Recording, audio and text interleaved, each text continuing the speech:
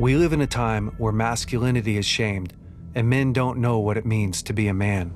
As a pastor and counselor, I've spent the better part of my life equipping and training others. My goal with this show is to translate my hard-earned experience into tools and tactics to help you become stronger as a man. This is the BraveCo podcast. I'm your host, Jason Bellet.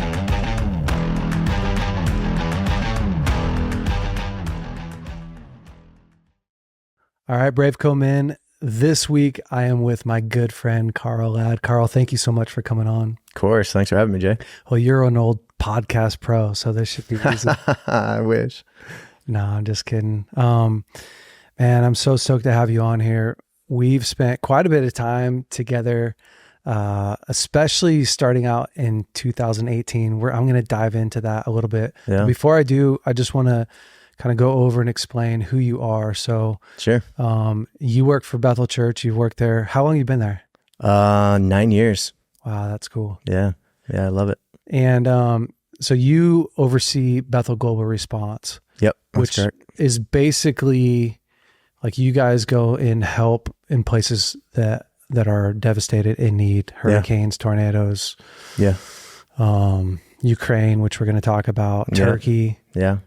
That's awesome. Wherever people are hurting, wherever the crisis is, that's where we want to be. So 2018, I think we'd known each other before that, but that was kind of like a real convergence for us. Yeah. Because I'm from Northern California. So if you're listening to this and you're like, even you don't know where we're from Northern California, Redding, California, and California for the past, 5 years, has had some serious wildfires. Yeah. Yeah. We had a break this last year, but the 5 years running up to that were brutal. And hopefully we'll get a break this year. We've had so much rain. But 2018, we had what was called the car fire. Yeah. And the car fire was crazy because of the magnitude, but it really caught everyone off guard because it was like in our city. Like the fire actually came from Whiskeytown into Redding and like burned up a whole bunch of the town, places where you would have thought, like if someone had asked me, hey, is it possible for this house to burn down? I'd be like, no way. Absolutely. Yeah. 1,100 homes were lost. And the fire crossed the Sacramento River. Like you're saying, it was things that nobody had considered a wildfire being able to do. It's kind of crazy. Like when I was 20 years old, just young, right? I got into firefighting. Yeah. And I went from being in the school of ministry to then working wildland firefighting. And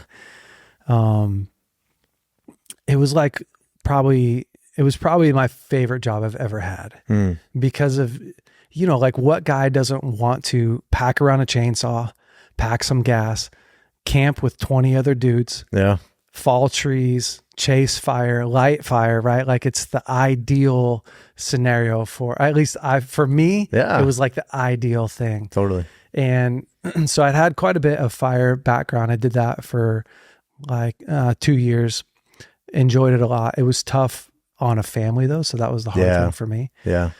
But in 2018, I remember there was that small fire in Whiskeytown and they were just kind of monitoring it. Mm-hmm. And I was out fly fishing on the river, having a good time. And in the summertime, you can fly fish basically till like 9 o'clock at night. By the time you get off the river and get home, it's like 11 o'clock at night, but it's pretty epic. And I remember floating down the Sacramento and turning back and looking towards Redding, and the sky was like glowing orange. Yeah. And I was like, wow, this is crazy. Again, just not really thinking much of it. Yeah. But just kind of like enjoying the night and being like, wow, that fire's crazy. That thing's big. Yeah. And then it was like a matter of, I don't know, like maybe it was, I feel like I got off the river at like 9 o'clock and by 10 o'clock, it was like freaking Armageddon. Yeah. Like people were going crazy because all of a sudden it was like, oh, this is coming into town. No one had great information, but people started to panic. I don't know. Were you a part of it? Like, did you remember that? Were you here in town? Yeah, I was in town. We had opened up a cooling center, like, cause it's hot as anything. It's like 115 degrees during the day and it's smoky. And There were small communities on the west side of Whiskeytown that were getting evacuated. Oh yeah. And we actually had some, especially elderly in our church that were part of those communities that were getting evacuated. So we opened up one of our church campuses as a cooling center, really for people to come, get out of the smoke, get out of the heat, and figure out where they're going to go. Because it was really small. I mean, there was only a few hundred people that were being evacuated. Yeah. So we were doing that in coordination with our county. And so I was actually there. And again, 8, 9 o'clock at night. And my wife calls me and is like, hey, the cops just banged on our door. We have to evacuate. I was like, what? And because I've been inside this whole time, talking with people, and I go outside and same thing you're talking, like just Armageddon. Like the sky is red, like this red, black smoke everywhere. Ash is actively falling on the church. And I'm just like, what happened? Like it was a matter of, I think it was about 2 hours. They said the fire moved. I think it was like 8 or 10 miles. The winds totally shifted because it was blowing west of town is all wildland. So that's, everybody thought it was just going to stay a wildland fire. Like whatever that happens. No big deal. That's standard for us, right? Yeah. In NorCal.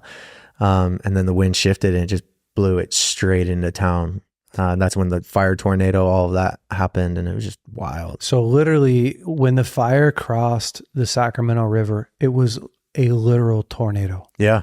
Like it picked up. So there's a memorial site for a firefighter who was in a truck. Yeah. And it literally picked that truck up. I think it threw the guy out of the vehicle and he was just stopped. It like he died. I mean, he was literally stopped. The fire had so much force with the winds. I mean, it was just insane. What was crazy though is like in a moment it went to like dog eat dog. Yeah. Like people were pulling up to the gas station and like cutting each other off. Yeah. It was crazy. Yeah. My wife called me and she was like, hey, we have to evacuate. And my parents live out in Shingletown, which is like 30 minutes east of Redding. And so you have to make all these decisions, right? When you have to evacuate, like what's the most important thing to grab? Yeah. So right away I was like, I grabbed all of my guns, yep, threw my computer in the truck. Yeah. And then I had a whole bunch of meat in my freezer. Oh yeah. Like wild game. Yeah. So I literally packed my whole freezer into the back of my truck. Like that's impressive. Yeah. I had my son and my dad helped. We just loaded up the whole freezer and we took everything up to Shingletown. Yeah. And then just literally just battened down the hatches. But it's kind of crazy because the next day, like I got a call. I don't remember who called, but I got a call like, hey, the city needs help. Yeah. Like this fire just is going crazy. And we don't know when or how we'll be able to stop it.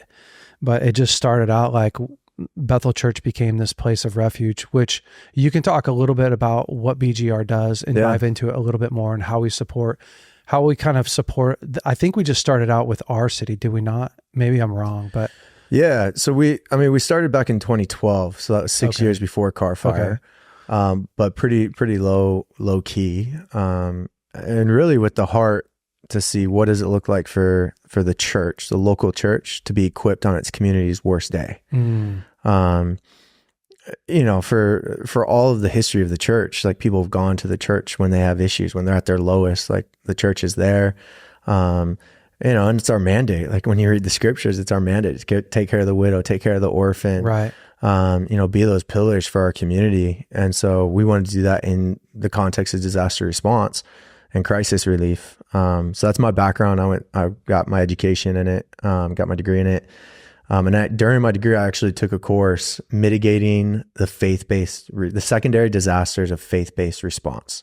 So it was a FEMA course that basically looked at, okay, it's a problem when the church responds to disasters because they actually create secondary disasters. No way. Yeah, because you get all these good intentioned people like, oh, we got to help. Like it's our mandate as a church to help.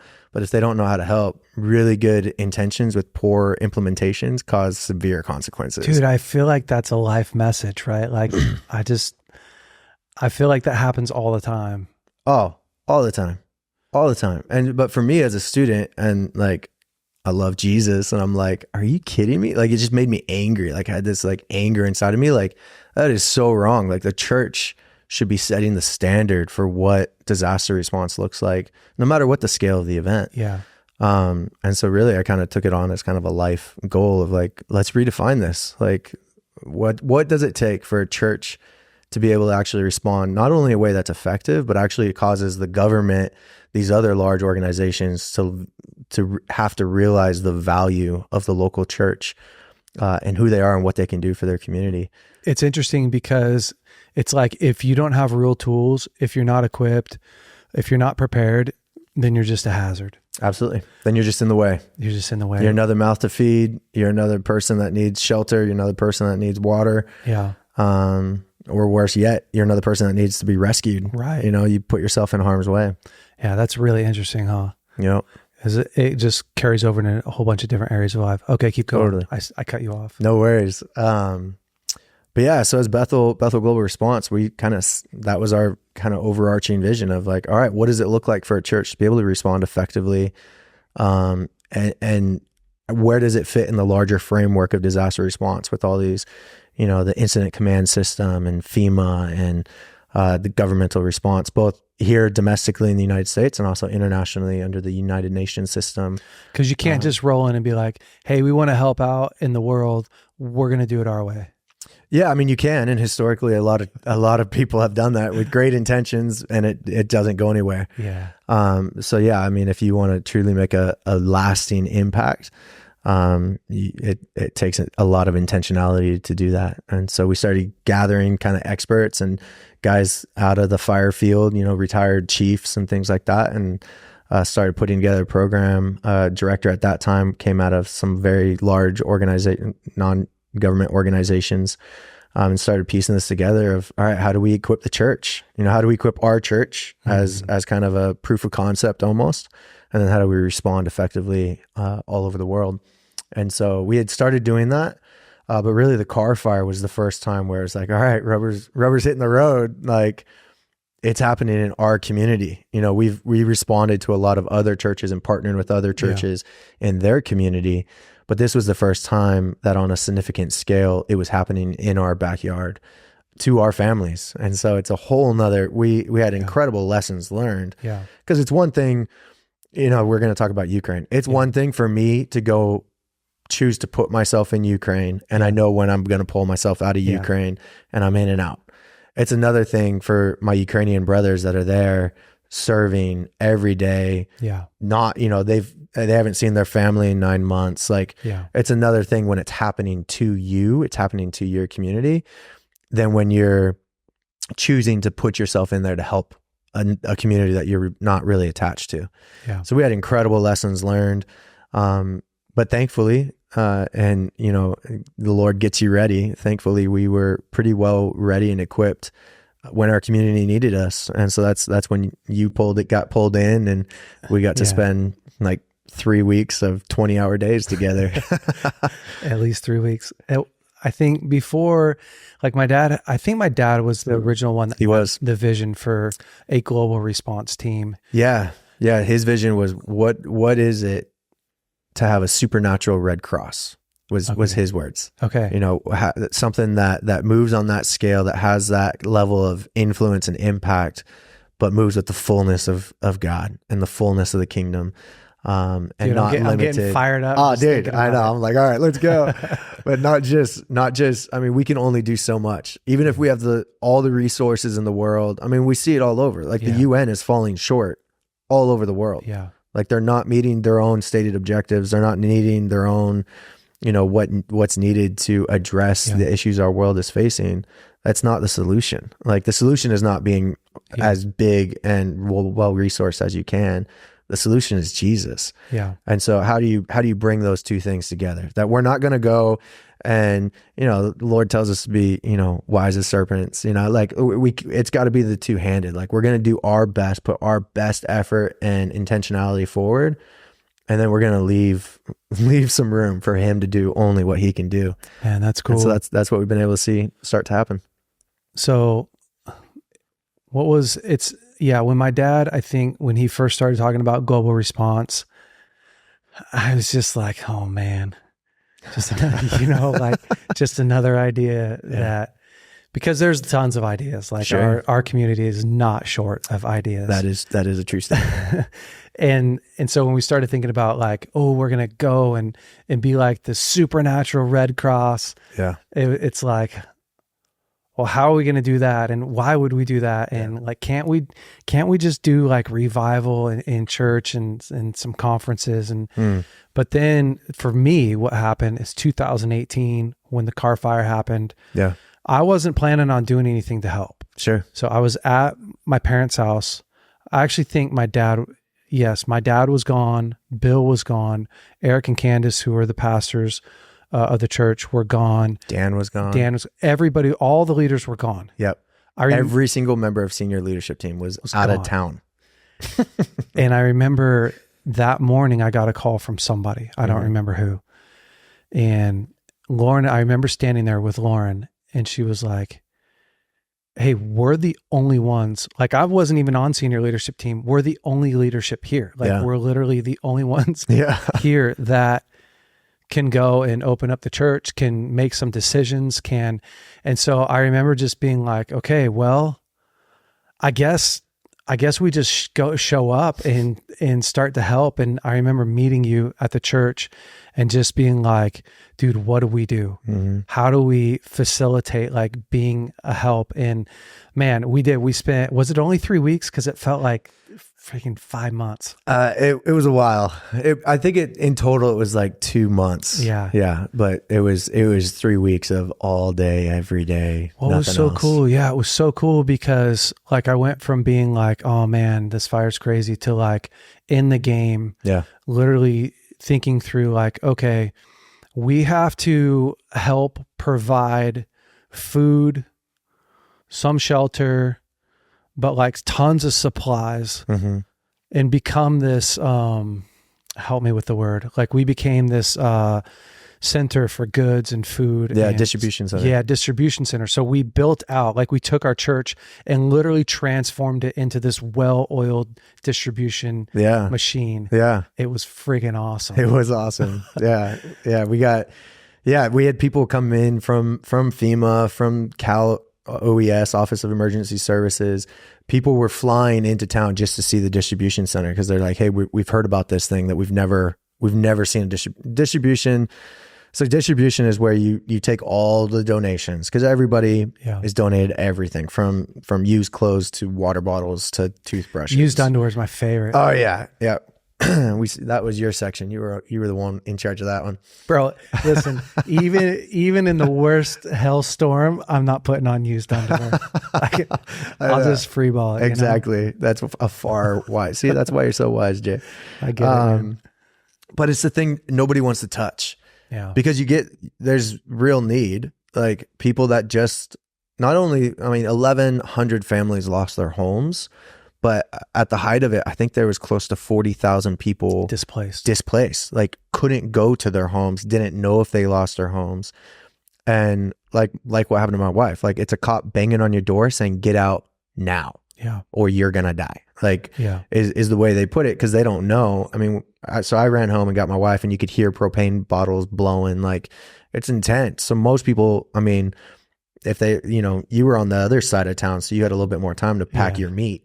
But people on the west side of town, like there's no time. Yeah. So all of a sudden, and it's at night, so you throw your kids in the car, not realizing, oh, they're in their jammies, or they're just in their underwear. Oh, I didn't grab a toothbrush. I didn't grab a blanket. And now where are you staying? So there's legitimate need for everybody to have those immediate supplies. Most people can't afford to just go restock at the grocery store. But then there's a ton of stuff like used underwear that nobody needs. And so as the distribution center, you got to sift through all of that. So normally it ends up just being piles in a parking lot somewhere that people have to go rummage through to get what they need for their kid. But for us, and what kind of our passion is for Bethel Global Response is, it doesn't take a lot for a church to be able to respond effectively, especially to their own community. They just need to look at, okay, what are we good at? Like in our time of normalcy, or as an individual, like what are my strengths? Like our church, because we're Bethel, we do how many events every year where we have thousands of people come through our building. Tons. And, you know, there's the gift store element of it, and there's book signing elements of it. And then there's, you know, ministry element, like the food, the food side of it. So like we were really good at knowing how to funnel a lot of people through our building, a lot of different touch points on those people, how to host people well. Yeah. So we just took what our church did and gathered those same teams and said, okay, you're normally a host, like to welcome people into the door. You're going to do that same thing that you do for conferences, but you're welcoming This is a disaster conference. Exactly. And so we had people, you know, that just literally lost everything coming to the door and getting greeted like they're coming to a prophetic conference, you know, and getting welcomed. And then one of our guys was like, hey, they're not going to be able to carry everything we're giving them. Let's get grocery carts. And so he went to a bunch of the different stores in town and had grocery carts in our sanctuary, which was a bad move. We had to recarpet most of the place after that, but it was really good for the people. But so they got a shopping experience. So rather than this, you know, oftentimes distribution centers, chaos and can be really demoralizing, and no dignity in it. All of a sudden, like they were at a place where they were like being loved on really intentionally, really well. And the dignity was put back in it. And it wasn't something of chaos. It was actually something of peace and receiving what they needed. As well as we had partners come in, Mercy Chefs come in and do hot meals. So then at the end of their distribution, they get everything they need for their families. They get a hot meal that they can sit down and then our ministry teams being able to be in there to love on them and debrief them if they were going through trauma, things like that. So it was an amazing time of really just getting to be what our city needed, what our community needed when they needed us the most.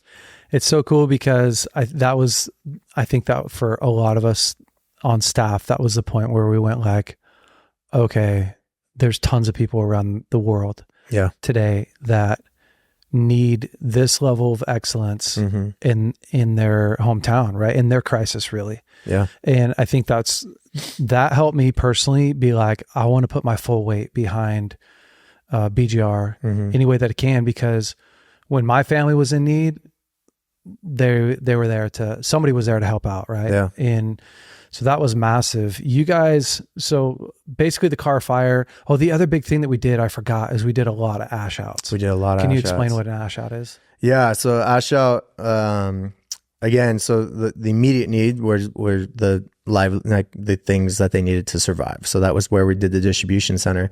That really goes away after the first couple of weeks. And then the next real poignant need is ash outs, which is where people are actually getting back onto their properties and seeing their homes for the first time that are just reduced to ash. And so wildfires are unique compared to typical structure fires, because your typical structure fire, if you're not from a wildfire prone area, it gets extinguished, right? So you have these partially burned buildings. So it's still recognizable.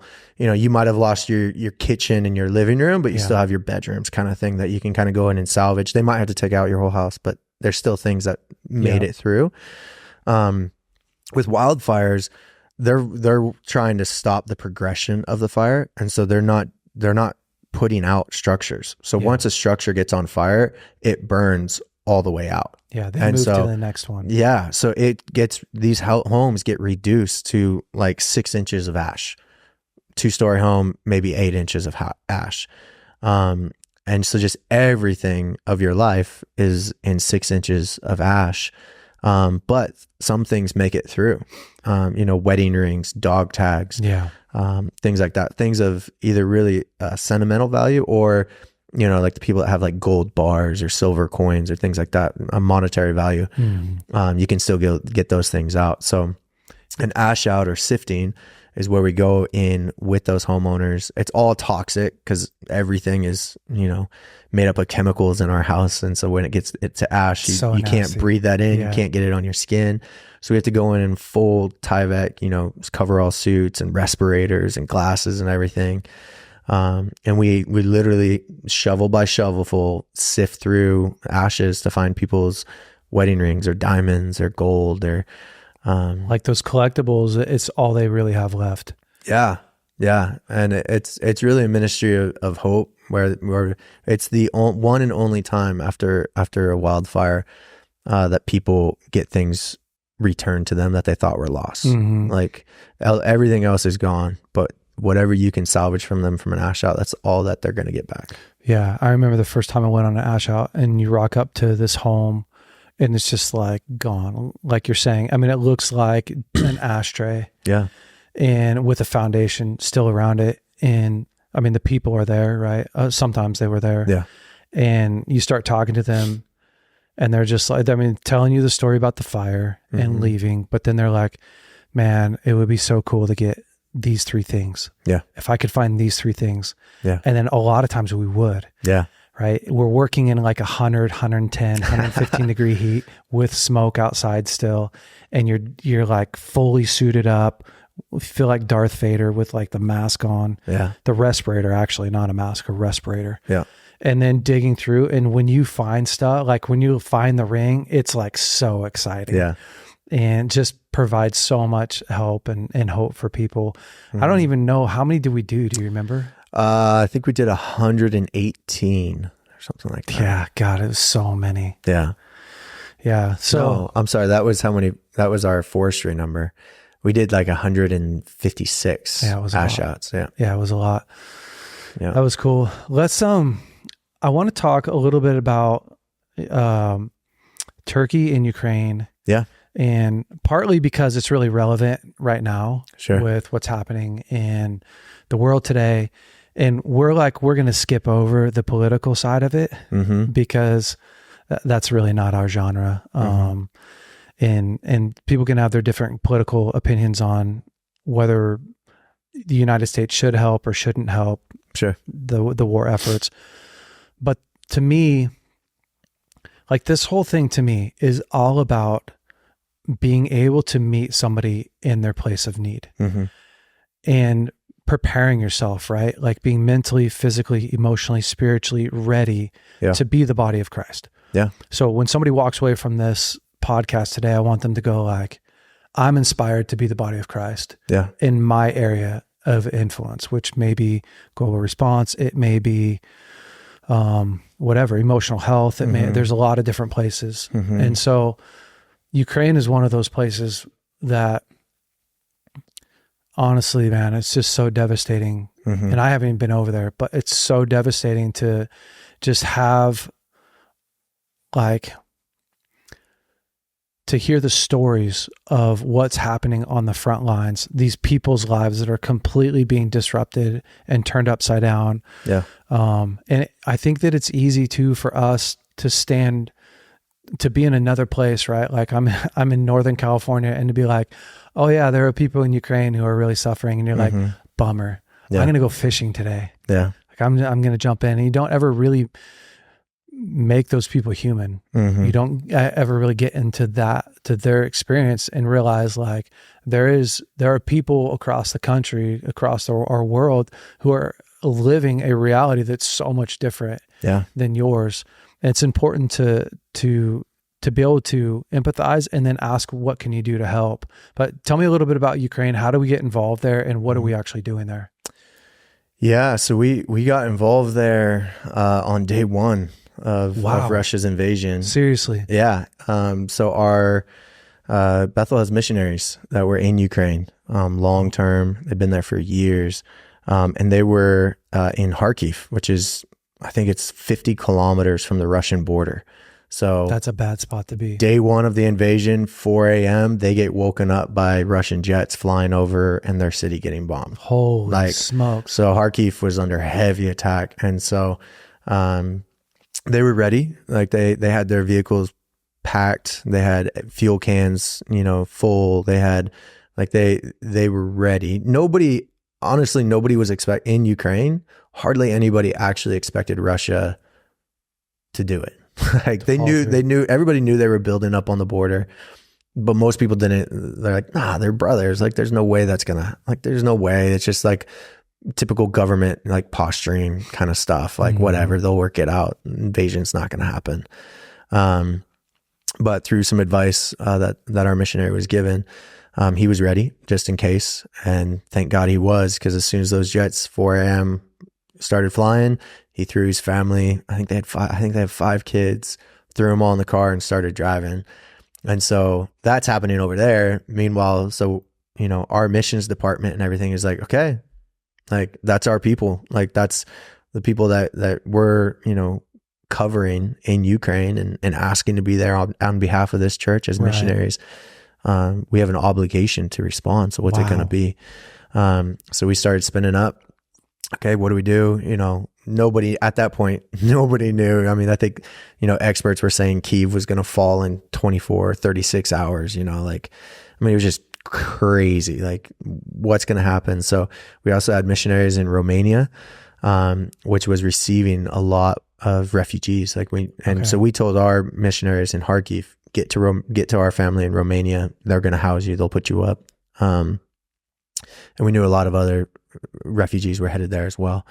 So we started prepping with them, getting them to get supplies immediately, because we knew there's going to be a push and a rush for all these items that were needed. So they started buying food and shelter supplies and things like that day after the invasion. And so we go over, I start calling partners, right? Like, hey, we're going, we got people on the ground. What are you guys doing? And kind of getting them to collaborate and help us with resourcing and funding. And we get on the ground, and another missionary from our house, Max, he's from Ukraine originally. He and his family were missionaries in the Middle East. Max is awesome. Max is the man, him well. Yeah. And so on my way, like it happens, I call Max. I'm like, Max, I know you're going, like, let's go together. And so we go over, and we'd known each other, but it was kind of like you and me before car fire. Like we knew of each other, like we were friendly to each other, but hadn't had that, like, oh, we're brothers, like after this, that bond, like, and so we ended up spending, I think we were in Ukraine for 6 weeks straight after that initial. So when you first were going, like, how do you figure out what to do? I mean, are you literally just showing up and like, there's a need right there? Or are you working with the Red Cross and all these other places to figure out, like, somebody's got to have a plan? Who comes up with that plan? Yeah, it's a little bit of all of it. Like, so actually, Chris, I call Chris because Chris Valentin's my boss. And so I call him and I was like, hey, we need to get to Ukraine or Romania to help with Ukraine. And he goes, okay, well, yeah, what are we going to do? And I'm like, I don't know. I got to get there to figure out what we're going to do. And he goes, what? Shouldn't we know what we're going to do before we get in it? But we have a saying in disaster response that if you have 60% of the information that you really need to make a decision, you're actually doing really, really well. It feels true. It's always, there's always, your first shot's always that shot in the dark, It's like, well, I don't know, like first time, shooting a gun that hasn't been sighted in or anything. Yeah. Like you have an idea, but you really don't know where that's pointing in the general direction. Right. Like now let's dial it in. Exactly. That's a good example. And so, that's what we did over there of, okay, we know the primary needs that people are going to have. And the same thing, like, yeah, the UN, like they're pretty like, but they're trying to figure it all out too. And they're a lot bigger ship to figure out all of these elements. And so, sometimes being small, like you're on your own for the first while. You're a little more agile though. A lot more agile. And so we can be a lot more effective in those early days. And so that's, a lot of the times I'm like, okay, we got to be there now. Cause that's also where the need is the greatest is in those first hours. Right. So yeah, we land and, from experience from working with refugee crises before, like you have an idea, but they're all different. They're all unique. And really just leaning on God to be like, all right, like, what do we need? Like, what do your people need in this moment, in this season, from the one person that I'm going to encounter to the thousands that we're going to serve? Like, how am I supposed to be operating in these moments? But yeah, so I mean, we make the best plans that we can with the knowledge that we have, and then we figure it out when we're on the ground. So we knew there was going to be hungry people. Like, Okay. so like, and we knew there was going to be people that needed shelter. So we start, connecting with YWAM bases, Youth with a Mission In Romania, different organization, like Christian organizations that we kind of have like loose relationships with in the regions to start piecing together. Okay. How we're going to need infrastructure. So we're going to need housing. We're going to need, food, water, bunk shelter, beds. We're going to need food, water. Okay. Who do we know that does food? Okay. Mercy Chefs. Do you want to be a part of this? Okay. Joyce Meyer Ministries, like you guys, they have, because of their videos and everything and their books, like they have stuff all over Global Eastern reach. Europe. Yep. So it's like, okay, who do you have? Where are you guys? Where are your offices located? What are you like guys so doing? much networking, and really bringing the body of Christ together. Like, I don't want to do anything alone. David Meyer with Joyce Meyer says we're better together. Yeah. Like, and that's so true. Like I can only do so much. Yeah. But if I can link arms with all these other people that are really good at what they do, then I don't have to recreate the wheel and reproduce what they do. So we started partnering with these organizations, but really what we found was we have people in Ukraine.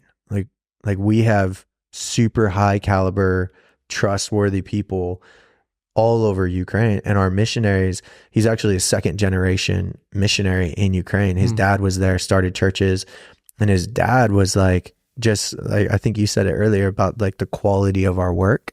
Yeah. There's a statement that says the quality of our work becomes the platform of our witness. And this dude and his son, John Lynch, like they lived for 2 generations at such high level integrity and like collaboration with other churches. So they had relationships from like the Orthodox Church to Baptist Church to like all these cross denominations, and it was all over Ukraine. And so literally like we got to, lack of a better term, ride on their favor, on John Lynch's favor and relationships. And Max and I were really, in a matter of days, able to build a distribution network all the way across Ukraine, all the way into Kharkiv, which at the time, the United Nations and the Red Cross said it is impossible to get aid into Kharkiv. And Kharkiv was half under Russian control. So it was not a fun place to be. Yeah. But it's a city of a few million people. And it was half of it was under Russian control in a matter of like, I think in a day or two. And so, just the horror stories that are coming out of that, so we started doing evacuations. We got access in there. I guess I'm jumping ahead on the story a bit, but through partners, we set up a warehouse in Romania, whole supply chains done. Like nothing's functioning in Ukraine from west to east. Whole country's under air raid sirens 24/7. Just nothing's working. But Max's family, his mom, dad, brother are still in Kharkiv. Like they got Russian tanks in front of their house. No way. Yeah. And so Max is like, we're going to Kharkiv. Like we're going to go get my family. Yeah. We're going to go get my family out. Oh my gosh. And I'm like, bro, like, I don't know if that's wise. Like, I don't even know if we can. Like, and there's no, like, information is so hard. And like everybody's saying, it's a matter of hours till Kyiv falls and the whole country's Russian controlled, and it's like, man. So I'm like, all right, well, let's go city by city. Like, let's just go step by step. Let's get to Romania. Let's get across the border. Will they even let us into the country? Can we get to central Ukraine? And so we just started piecing together city by city. How'd you get into the country? Was it hard, or were they just no? Like, they were like, yeah, have at it. You want to come in? All right, here you go. Wow. It was wild and heartbreaking. I mean, you're crossing borders and there's like 11 kilometers, and it's snowing, of women and children standing. No way. Yeah. They were standing for days waiting, like trying to get out. Like they're walking. Yeah. Cause the husbands, no men of military age could leave the country. Oh my gosh. And so wait, the ladies are leaving the country to Romania? Poland, men are just getting their families out because everybody thinks the entire country is going to fall to Russian control. And so men are trying to get their wives and kids out. And so, we're crossing in and you're seeing, wives say goodbye to their husband for what they think is, dude, it was so heavy. And so you're seeing that happen. And then there's like, I think the car line at that point was like 43 kilometers, just double laned, bumper to bumper, trying to get out of Ukraine. Nobody's going there. Like we're like, we're going the wrong way here. You know? So did you put on like some Leonard Skinner and just like, yeah, no, we were rocking. No, so, and before that, I guess totally missed that detail, but so we're praying like, God, we need connections. Like, how are we going to do this?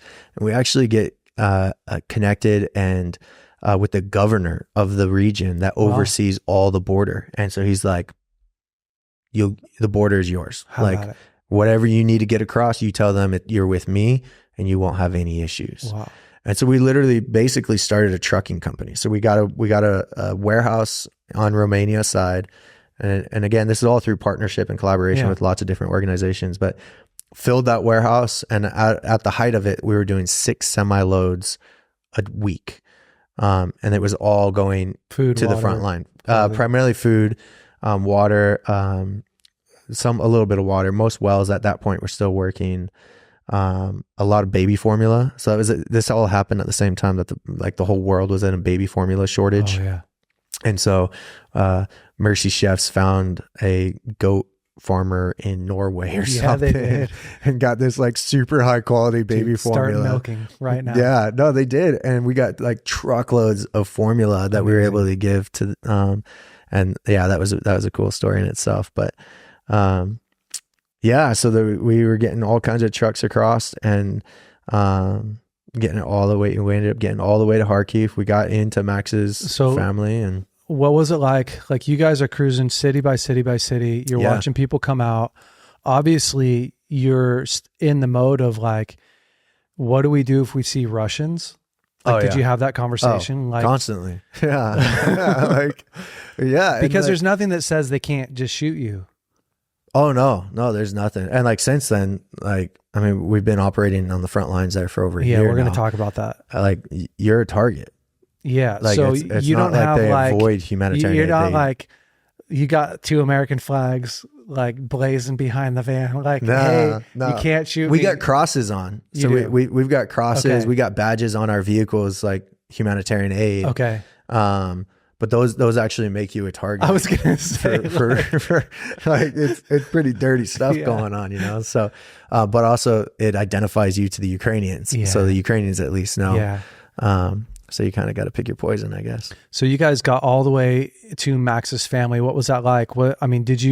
Did you see the Russians when you were coming in, or did you not encounter them at all? No, we didn't. We never encountered like soldiers. I mean, we encountered all kinds of shells and missiles, and like, really, we're under shelling all the time when we're over there. And so we encounter that. That's frequent, but never. At that point, we had never seen them like directly. Like since then, we've seen them across fields and things like that. But yeah. So now, like, I know because my son went with you, Elijah, and like he spent, I don't know, 2 weeks there or something like that. And he would be like, Dad, I'm on the front lines. Like this morning, like he would text me like, I woke up to bombing in the city, and I woke up to like, you know, all these crazy stories. Like, tell me about what you guys were doing there, and why are you on the front lines? What's it like? What's happening? Yeah. You know, my passion's always been, where's the need the greatest? And I want to be in the middle of the storm. That's, I guess, my personal journey. Like, where I fell in love with Jesus was in the midst of crisis. Like, where I see and where I know my King the most is in the middle of a storm. You know, Bill Johnson says there's only in the shadow of death can you see certain elements of his character and nature. Wow. And so for me, I have that drive to be like, where's the hardest, darkest place? Let's put ourselves there. But also that's where we find the greatest need. Yeah. And so what we found is, okay, actually in these places that others are deeming inaccessible is where we actually find the greatest level of need that nobody else is willing or able to go.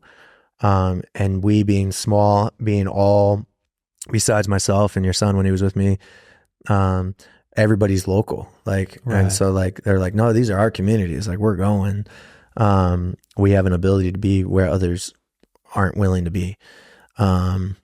And so that's kind of what we started identifying is, okay, there's certain areas, and the front line being it, like this, you know, no man's land that's in between Russian and Ukrainian troops.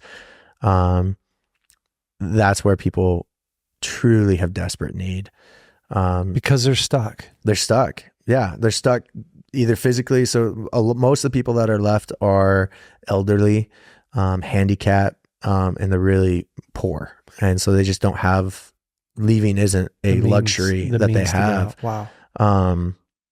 But they still need food. They still need water, and they still need hope. Like most of them feel completely abandoned, you know, regardless of their politics. I mean, you meet people that are more pro-Russian, that are more pro-Ukrainian, but when they're in that, they're like, everybody's abandoned me. Like, and we get to show up and they're like, what? We thought the whole world had forgotten about us. And, you know, Max is so good at being able to tell them like, well, the world might've forgotten about you, but Jesus surely hasn't, you know, and just gets to give them the gospel as we're giving them food. And, we also do a lot of evacuations. So especially in the beginning when the Russians were taking so much ground, there's so many people needing to be evacuated, both from the Ukrainian side, just wanting to get to places that are safer, but also people that are able to get out from the Russian side and actually evacuate. And it was on one of our early trips. It might've been one of our very first trips to Kharkiv. One of the guys that's running our program now, Tolik, just, they call him the angel of Kharkiv. Like that's how he's known in the region. Cause I can't even tell you how many people he's evacuated, how many lives he's saved, how much pounds of food he's delivered. Like, I mean, it's incredible. He's Ukrainian. No? He's Ukrainian. Yeah. Okay. From Kharkiv. He got his family out to Western Ukraine, actually to Poland. And then on one of our very first trips in, he's like, I'm going with you guys. And so, and we got him a van, and he's like, hey, I want to help evacuate people. Got him a van and a gas card. Exactly. Pretty much. And, so on the very first evacuation, he evacuates, like the van's supposed to hold 6 people. I think we crammed like 29 people in this thing. That's amazing. But you can't do it. There's curfews, right? So like you can only drive so far. And then depending on where you are in the country, at that time, it was a 6 p.m. curfew. Like or you can't, what? You're suspected to be a Russian. And so, oh really? Yeah, they'll shoot first, ask questions later. No like, way. Yeah, you don't want to be outside of curfew. Especially, I mean, we're talking the first week of the invasion. Yeah. Like we were in country 3 days after the invasion started. Like on the front lines. Yeah. So I mean, it's wild. Like there's no law. There's nothing. Like it's just you. And people are scared. People, you know, people are terrified, and rightfully so. So Tolik, he picks up all these people. And he's got a family. Like he's got a 7-year-old at home and a newborn baby. So he had a baby girl born, I think 2 months before the invasion started. Jeez. So he gets them out, is doing this evacuation. They stop close to central Ukraine. So it's safe. There's an overnight shelter that with the church there that we would kind of stay at. They would give us a small meal, and then we'd get everybody to far Western Ukraine after that. And, so he stops, and it's like 3 or 4 in the afternoon, at this shelter. So it's not dinner time, but they give him a snack. So they give him like these little like glucose crackers, biscuit kind of things. And, there's a 6-year-old kid that he evacuated. He evacuated a family, and this 6-year-old kid is just nibbling on this cracker, like hardly eating it and just like savoring, treasuring it. And Tolik's like talks to the mom, he's like, hey, what's like, does your kid always eat like that? Like, why does he eat like that? And she's just sobbing. She goes, he hasn't had anything to eat for 3 weeks. No. Yeah. That's the first thing he's eaten in 3 weeks. He doesn't understand that there's more. Like he thinks that's it. 6-year-old. And Tolik just breaks down because he has a 7-year-old at home. He's like, I saw my son doing that. Like, and then, so he calls us and he's like, I am not going to stop driving. I got to go back. Like whatever you need, I'm not stopping. And the dude, I think he went like 20 days without any breaks, like just pedal to the metal, evacuating people like from the Kharkiv region. And he's still running with us today. So yeah, I mean, in those early days, it was pretty gnarly. And then as Ukraine kind of settled and kind of started, getting supplies from other nations. We got constantly at every checkpoint like, "Oh, American, what are you doing?" You have javelin. Like they think we have javelin missiles for rockets. Yeah. Everybody thought we were CIA because they're no like, way. no one else in the world's gonna be here. They're like, there ain't no way. We're like, no. But you want chocolate? We'd give them chocolate. But as kind of the line shifted, in the beginning, it was like there's need everywhere. Yeah. Like this entire country has need all the way across, from the shelters that are housing people, these churches that all of a sudden have 1,000 people sleeping in them. It's obviously the people on the front line that need to be evacuated, or bomb shelters that need to be supplied with critical supplies. But as that kind of started shifting, we saw the country, after a few months, really starting like middle of summer, late summer, really start to stabilize in Western Ukraine. Those lines kind of got isolated to the east. Russia pulled out of the north in the Kyiv area. And really we started to see kind of, okay, we got to pivot with the need. Similar like we did with Car Fire. Like at first it was distribution. Yeah. And as that need that our community is facing pivots, we got to pivot to stay relevant to that need. Mm-hmm. And we just saw those gaps continue to be where the fighting was the fiercest, and where, where nobody else was able or willing to be. And so we started developing those regions, and that quickly became Kharkiv and Donetsk Oblast and Zaporizhia and things like that. And we actually found a guy in Donetsk Oblast that he was a pastor, and then he was doing deliveries and just on his own. Like wow. He was buying bread and bringing it to these frontline villages and giving them bread until his own finances ran out. And so then he was just going to visit people in bomb shelters and just pray with them. Like he had nothing. And they're like, people would tell him, how are we going to survive? Like you were the only one that was bringing us anything. How are we going to survive here? And it's like, Jesus isn't going to forget about us. We just got to pray. And I think it was that same week that he ran out of his resources that we found out about him. We're like, hey, like we're just kind of assessing like what the need is here. What are other people doing? And he's like, nobody's doing anything. I was the only one doing it and I can't anymore. And we're like, well, can we help you? That's amazing. And that's Andre. And he's been with us for like 9 months now. So wow. he's running things for us as well. And these guys are just legends. Like they're the salt of the earth guys that literally are putting their lives on the line every day. Tolik took around, Tolik and Andre were driving. They took around. Tolik took 2 pieces of shrapnel through his brain.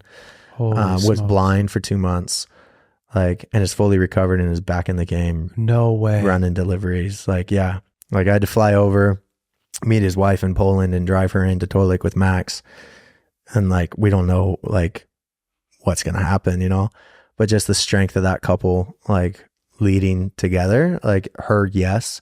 Like it was, cause I was prepared. I was like, man, like, is she going to be so angry at me? Like, and like, I'm going through this, like, what have I done? Like I, in a lot of ways, like I'm responsible for this. Like I helped put this guy in the position that he took around. But she was so graceful about it and just like, no, my husband and I, we knew God called us to this and we know we're going to be okay regardless of what happens. Like the level of faith that woman has is like, whoa, another thing. Bro, so you talk about like encountering, shelling and Russians and stuff like that. Yeah. Like how many times have you been like, wow, I'm afraid for my life? Truthfully? Honestly. There was one time. The first time, so we are on our first time into Kharkiv. So we spent the night in a city that was like 2 hours out of Kharkiv, and like Kharkiv is under occupation. Like I'm like, and I was scared. Like I was like, I don't know if I'm supposed to do this. Like, does this even make sense? Yeah. Like all the things. Like, right? How am I going to justify this? Like, I had people telling me like, dude, you can't be there. Like you're the leader. You're supposed to be the director. Like if you go down, everything's going to stop. And I'm like, but I didn't feel right asking guys to go. And I felt like I needed to be there. Like anyways, it's like wrestling with all these things. And then just like the standard fear of, I don't want to die. Like, I really don't want to die. My boys are home. My wife's at home. Are they going to understand? Yeah. So I just hit my knees, man. I just started praying. I was like, Lord, am I supposed to be here? Like, I'm scared. I don't want to die, but I really want to be where you have me. Mm-hmm. I need to know, is this where you have me? Yeah. And he made it super clear. I'm supposed to be there. Wow. Like, this is what I'm created for. And honestly, since then, I haven't had fear. Really? Mm-hmm. That's insane. Yeah. Like, full peace. Wow. Yeah. Like, just knowing this is where I'm supposed to be. Like, and my wife, like the strength she has. Yeah, your wife's a beast, bro. Yeah. I mean, you're cool, but she's awesome. awesome. She's the better half for sure. Yeah, she is. My son sent me a video. There was a Ukrainian vehicle stuck in the mud. Yeah. And you guys were helping to pull them out while a Ukrainian helicopter is overhead shooting rockets at the Russians. Like, sure. You guys are literally on the front lines. Yeah. Okay. That might have been the other moment where I was like, oh shoot. Like that had some pucker factor. Yeah. That's a scary moment. Yeah. Yeah. So that one we were doing evacuations again. That day, all of that day was wild. So again, we were in Donetsk Oblast. Before that happened, we were going in, and we were at a checkpoint, and the Ukrainian military says, no, you guys can't go in. It's way too hot. Like, they're shelling like crazy. Russian, like, they're advancing. Can't go in. You got to wait. So we wait, and kind of like, so we pull back, and Max and I look at each other and we're like, we're not supposed to wait. Like, we both felt Holy Spirit say, don't wait, go. And so Max and I kind of look at each other and, like, instantly on the same page. And we've been working with each other for several months at this point. So, like, we just kind of had to look at each other. And so I jump in he's already driving. And so I jump in the driver's seat of our second vehicle, and we're like, yeah, we're going. And we knew a way around from a previous delivery that we did. We knew a way to bisect this checkpoint. And so we're like, yep, military says we can't go, but God says go, so we're going. And so we go around them. And then after that, are you playing AC/DC Highway to Hell? Dude, I love that one. No, we weren't. There was some other more religious people in the van than myself.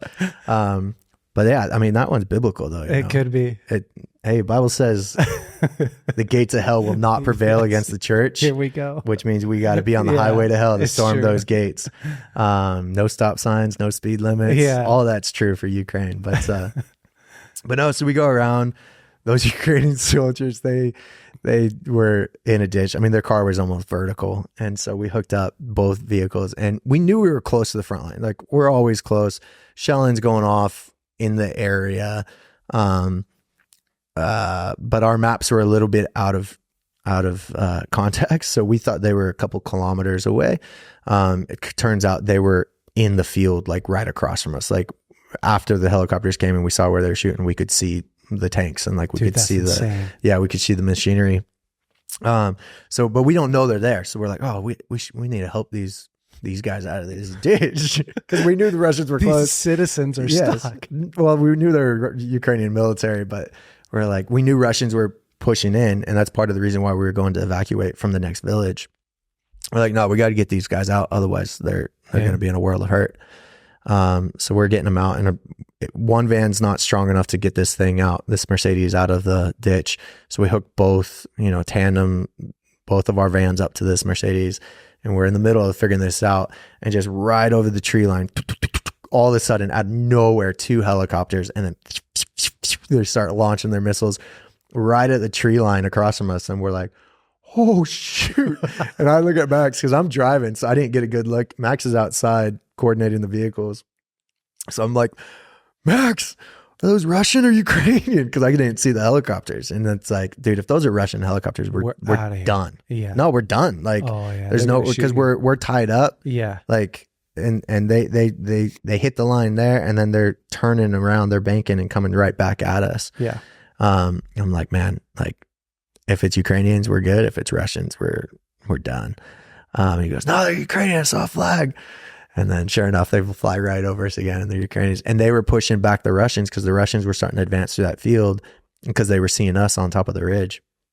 And so Bro, pushed it back, dude. insane. It was crazy. That was a moment where I was like, oh Lord, like, okay, like we're supposed to be where we're supposed to be. Yeah, dang, dude. But then we get to the village, and so it's all just in God's timing, right? Yeah. Like there's no safer place than being where he has you. Yeah. Like, I mean, I could just as well die on I-5 on my way here in a vehicle accident. It's true. You know? But we get to the village where we're supposed to evacuate people and do some food distribution.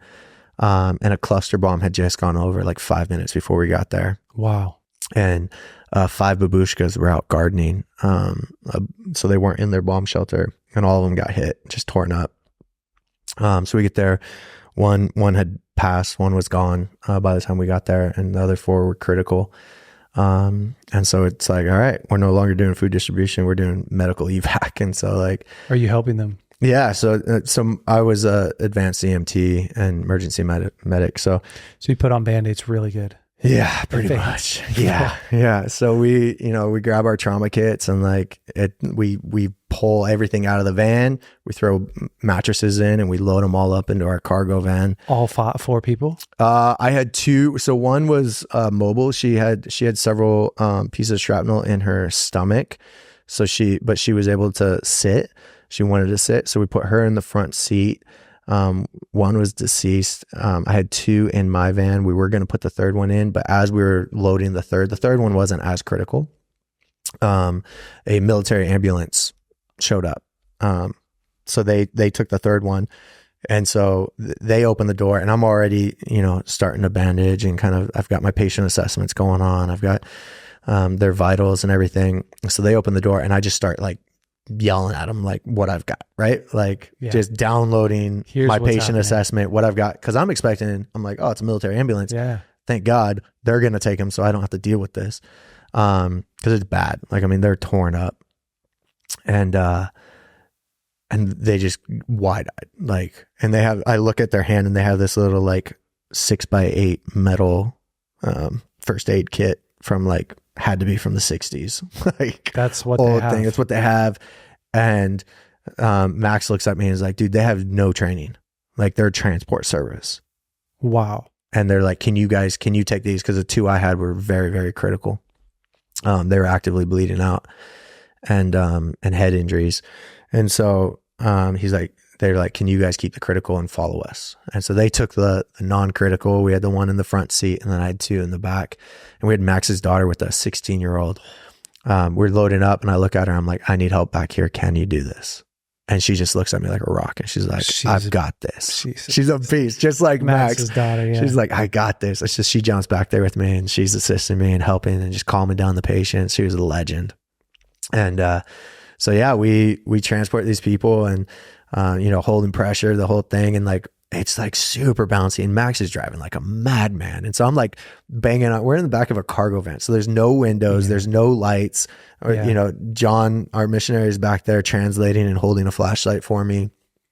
And, it's hot as anything, like, cause we're right over the exhaust. Like, I mean, I got out and I just wrung my clothes out with sweat. But Max is driving like crazy. So I'm banging on this thing like, dude, you got to slow down. I know it's an intense moment, but ease up a little bit. Like, literally they're just bouncing, and like, I'm having to like hold their bodies down from getting beat on the thing. And, but Max isn't slowing. Turns out, like, afterwards I was like, dude, what was the deal? And he's like, dude, I had to follow the ambulance. The Russians had taken the primary road that we got those soldiers off of. No way. That we came in on. And so we were going through fields, unharvested wheat fields that were on fire from shelling. I'm like, what? I had no idea, because I had no windows. So I'm just thinking like, the road's not this rough. What is Max doing? Like, can he miss a single pothole? Because we're hitting everything. Turns out we were just blazing through fields on fire. We get him to the hospital. We transfer care to the hospital. All 3 were pretty stable at that point. I think they probably made it, but it was just so incredible to be like, oh Lord, like, you have us exactly where we need to be. Like, had we been there 5 minutes earlier, we would have been the victims. Like, we would have been, impacted by that cluster bomb. Had we stopped where the soldiers told us to stop, well, that's the other piece of the story. So we get them to the hospital. And then we're leaving, and that roadblock where the soldier said, you got to stop and wait here, obliterated. No way. Gone. They had gotten hit. Oh my gosh. Yeah. So literally had we had done what logic, what reason told us to do, we would have been gone. And then we wanted to been, had we been there 5 minutes earlier, we would have been the victims. Had we been there probably 10 minutes late, those women would have been beyond our ability to save them. So yeah, just always in everything pushing into the Lord. I'm like, all right, where do you want me? Where do you have me? Who do you have me with? And dude, running with trustworthy people. So much of life just feels like that, right? Like if you will attach your yes to God and your partnership to God and just be like, I mean, to me, it's not even just being like willing, it's being proactive, right? Like I'm going to do this thing with my whole heart. I'm going to look for a way. Yeah. I'm looking for a way to intervene, to use my strength, to make a difference. Like that feels like the supernatural lifestyle. Yeah, absolutely. And not everyone's going to go to Ukraine. Not everyone's going to go to these disasters, right? But I always say this, like when I'm talking about BraveCo, I always say like the enemy has a plan for your life. He has a plan for your kids. He has a plan for your marriage. Yeah. And it's to bring separation. It's to bring destruction. It's to like devastate, right? Like that's his plan. Yeah. And we were called to go into the darkest places of the earth. Yeah. And I always tell people like, we think the darkest places of the earth are in Africa or in the Philippines or in Ukraine, but it's in people's lives. Yeah. It's actually in what your son's going through. It's what your wife's going through. It's what, you don't have to be in Ukraine to show up to somebody's freaking like emergency. Absolutely. To help resuscitate them back to life, that's the reality of where we live at today. And it's so easy to be on this side and be like, dang man, I wish I could go and rescue some people. But the reality, like the honest, true reality is that everyday people are in their own darkest places of life. Yeah. They're in their own hell. And we have an opportunity to bring peace to chaos. Absolutely. Right? To bring identity, to bring strength, to show up for them and to do that, to do the CPR, to show up for them and bring a piece of hope. And I just love that. Like, I love the picture because it's real. Like, I really do love the picture of like, man, you're doing this because this is what God's called you to do. Sure. You're doing this because this is what you've trained to do. It's what you've prepared to do. But God has called and trained every man and equipped every man to make a difference, to be salt and light, right? To be hope, to bring peace to chaos in some form or fashion. Yeah. And being willing to like step up to that. Yeah. And say yes, but then look for the opportunity. Yeah. Is big. Well, that's just it. Look for the opportunity. I mean, it's so easy to turn a blind eye. Yeah. Like, and especially the things you're talking about. Like, nobody's going to turn a blind eye to 4 babushkas there bleeding out on the ground. Like, that's not an option. But to somebody that's bleeding out in their heart, but emotionally or in their marriage, that's a whole lot easier to turn a blind eye to and be like, wow, that's not my mess. Yeah. It's like, true. I'm going to butcher the name, but Felion, he's a French mystic from like the early days, right? But he has a quote that I just love that says, the words are not enough for the kingdom of God. It takes courage, strength, and violence. Wow. And like, that's what it is. Like, we have to be violent. Like, it's not okay to just be passive and like, oh yeah, like when I'm in that moment, I'm going to be there. No, like violence is, I'm proactive. Like we talked about highway to hell. Like I'm actively storming the gates of hell. Like I'm going to trample hell, whether it's in Ukraine, whether it's in my marriage, whether it's in my, my son or my daughter's life, what they're encountering at school. Like I'm going to be violent towards hell. I love it, dude. To me, it's the man who's ready that's the guy that God's calling upon, right? Is the guy who's prepared and ready. And I just love that picture of in 2012, like you have this heart to, well, even before that, like you realize the church has had the heart, but they haven't been prepared. Yeah. They've had the drive, but they haven't actually taken the practical steps to not be a burden. Yeah. And there's so many things that we can do to really practically take steps to be prepared for our marriage, to be prepared for our kids, to be prepared even for work, right? To be an asset instead of a hindrance. Yeah. And man, what you guys are doing and just the work that you've done, we didn't have a bunch of time to talk about Turkey, but it's kind of the same thing, right? Like it's these massive disasters that come. Elijah explained Turkey like this. He said, if every city in LA was flattened. Yeah. Every building. Yeah. That's Turkey. Yeah. Turkey was insane. I've never seen that level of destruction. Yeah. Like all the events, like, I mean, it's far bigger than you can comprehend. Golly. Yeah. Like it's hard to comprehend when you see it, let alone describing it to people. Yeah. Well, the world is full of need. It's full of places that are dark that guys have to show up to. Yep. And one of the main roles that a man plays is to bring strength to chaos, right? To bring peace to chaos. And absolutely. I love what you're doing, Carl. Thanks, Jay. Would you just pray for men? I just feel like you have such an anointing on your life just to impart that courage. Strategy too, I think is a really big thing. And would you do that for the guys? Yeah, absolutely. Jesus, Lord, I thank you for these men listening, Lord, and these men pursuing fullness and what it is to be men that chase after you in every element of our lives. And God, I ask that you would infuse us with your courage, Lord, that you would make us violent men, Lord, that we would be men that chase after the hurting, that chase after injustices, that aren't willing to turn a blind eye to these things, whether it be large chaos, international events and chaos, or those tragedies and chaos that happen in individual lives or in our own marriages or in our neighbors, Lord, that you would give us your plans, your thoughts, your desires for how you want to be in the midst of all those storms, Lord. You are a God that is active in the storm, and you're not afraid of them. You walk on the water in the midst of a storm, Lord. So, Lord, would you show us what it is to partner with you in that, to bring the fullness of who you are into those situations.